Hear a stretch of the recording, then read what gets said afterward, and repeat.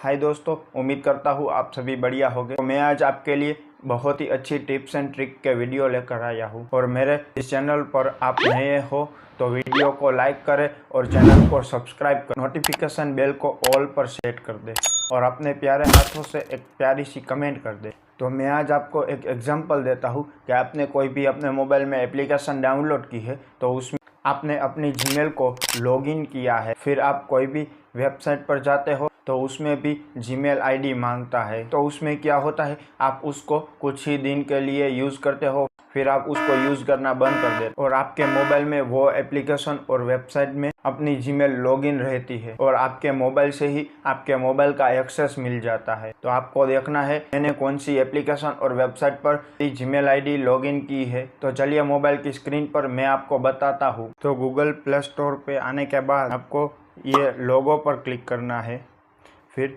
Google account पर click करना है, फिर यहाँ पर स्क्रॉल करते ही सिक्योरिटी का ऑप्शन है उस पर क्लिक करना है और फिर ऊपर स्क्रॉल कर दीजिए। तो यहाँ पर आप देख लीजिए, यहाँ पर है your connection to third party apps on services. तो उस पर क्लिक करें और आपने जो भी एप्लीकेशन पर लॉगिन किया है अपनी जीमेल आईडी को, तो वो एप्लीकेशन यहाँ पर मिलेगी। आपको जिन भी एप्लीकेशन को रिमूव कर देना है उस पर क्लिक करें और यहाँ पर नीचे डिलीट योर कनेक्शन है उस पर क्लिक करें और फिर यहाँ पर कंफर्म कर दीजिए। फिर आपने अपने मोबाइल में जो भी अनवांटेड एप्लीकेशन है और आपने अपनी जीमेल को लॉगिन किया है वो एप्लीकेशन हट जाएगी। तो आप मेरे इस चैनल पर नए हैं तो सब्सक्राइब करें और बेल आइकन को ऑल पर सेट कर दीजिए और इस वीडियो को लाइक करें।